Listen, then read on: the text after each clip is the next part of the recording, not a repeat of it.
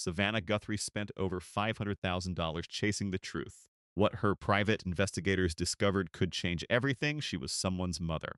She was someone's grandmother, and then one day she was gone. 117 days ago, Nancy Guthrie walked out of her life in Tucson, Arizona. No body, no suspect, no answers. And the woman who anchors your morning news, the woman who interviews presidents, can't get a straight answer about her own mother. Here's what I'm going to show you today. First, what Savannah Guthrie's private investigators may have uncovered that the FBI hasn't told the public. Second, the one detail about this investigation that changes everything you think you know about this case.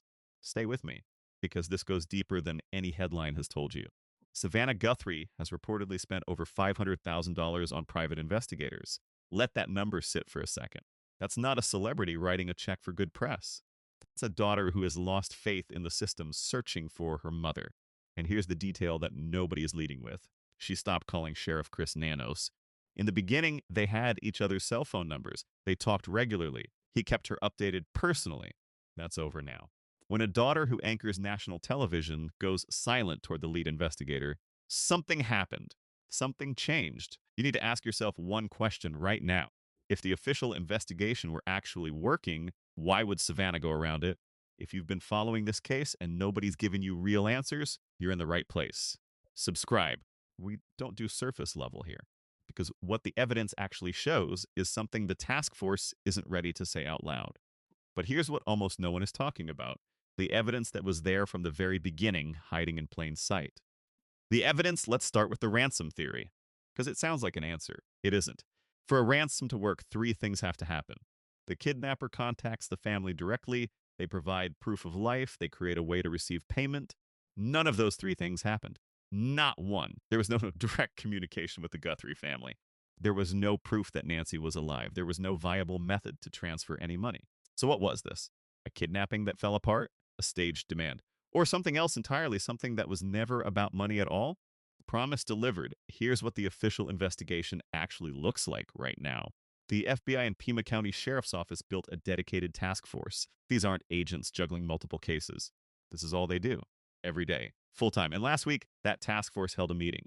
News Nation correspondent Brian Antine, who has been embedded in Tucson since day one, described it directly. It was kind of just like a come to Jesus. Like, here we are 3 months in. Where are we going? 3 months in. A full-time federal task force, and they're holding a meeting to figure out where they're going. Read that again. Now layer this on top. Savannah Guthrie gave an interview on the Today Show. She spoke publicly about her mother. She spoke about the search. She barely mentioned Sheriff Nanos by name. For a woman who was once texting him directly, that silence is loud.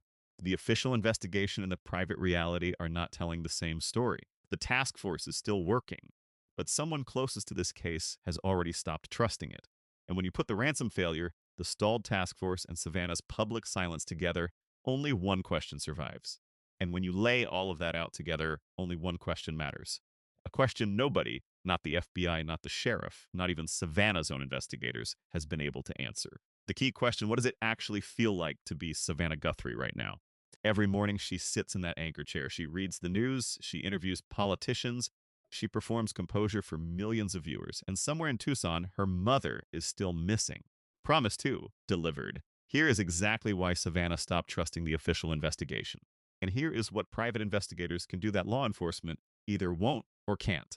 5 things private investigators operate outside of that law enforcement cannot ignore. 1, they work outside Miranda constraints. They can approach people informally, off the record, without legal warnings that shut conversations down. 2, they operate outside department politics. No jurisdiction battles, no interagency friction, no career incentives to protect the narrative. 3, they move without media scrutiny. When law enforcement takes a step, reporters follow. Private investigators move quietly. 4, they answer only to their client. Savannah Guthrie sets the direction, not a sheriff facing a re-election campaign. 5, they can pursue leads that official investigators have deprioritized or quietly shelved. Now ask yourself, why would a daughter need all 5 of those advantages? Because the official investigation isn't just stalled. Something in that investigation broke her confidence in a specific, personal, identifiable way. She had Nanos' cell number. They spoke regularly. And then she stopped. That's not frustration. That's a decision. What happened between Savannah Guthrie and Sheriff Chris Nanos that the public still doesn't know about? Was there a specific failure? A moment where she realized the investigation had gone in the wrong direction? Don't have that answer yet. But the shape of what we know points somewhere. And the private investigators she hired at over $500,000 are pointing there too. So, do you think Savannah knows something the public doesn't? Drop your theory in the comments. I read every single one. Because the answer to that question doesn't just change how we see this case, it changes everything we thought we knew about who was involved.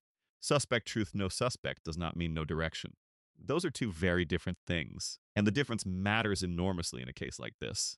Law enforcement uses specific language deliberately. No named suspect protects an investigation. It protects potential prosecutions. It protects the integrity of eventual charges. It does not mean investigators are operating blind. Here's what the evidence actually points toward. This was someone who knew Nancy Guthrie's routine. The disappearance was too clean for random opportunity. There was no struggle, no scene, no evidence trail left behind. That kind of clean disappearance requires knowledge. It requires access. It requires time. Private investigators, operating outside the political and legal constraints of the sheriff's office, can pursue that angle without restriction. They can talk to neighbors, talk to people Nancy knew, revisit timelines that the official investigation may have accepted too quickly. Here's the detail that should unsettle you completely. Brian Entin, the reporter who has spent more time in Tucson on this case than almost anyone, said directly that the ransom theory, the one framing that gave this case a tidy shape, doesn't hold together. The more I think about it, the ransom in many ways just doesn't make a lot of sense. If it wasn't ransom, then what was it? And who had both the motive and the access? That question is what Savannah's investigators are chasing right now. Subscribe if you want to know what they find. Why do you think Savannah stopped calling the sheriff? Something specific changed. Tell me what you think it was. But here's the part that should bother all of us. Because even with everything we now know, the investigation just hit a wall nobody saw coming. The unresolved close 3 months. A full-time FBI task force, over $500,000 in private investigators. And still, no suspect. No solid leads, no Nancy, let that land. This isn't a cold case. This is an active investigation with federal resources, private resources, and a daughter on national television who refuses to stop looking. And the trail is still cold. Nancy Guthrie was a real person. She was a mother, a grandmother. She had a life in Tucson that mattered to the people around her. She deserves better than a task force meeting where the agenda is figuring out where to go next.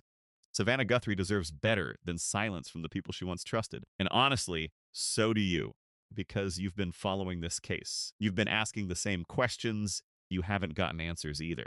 If Nancy were your mother and the investigation looked exactly like this, what would you do differently than Savannah?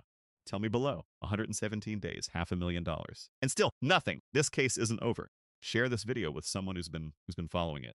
They need to see what we just laid out. And subscribe, because when this breaks, you'll want to be here. This is just getting started.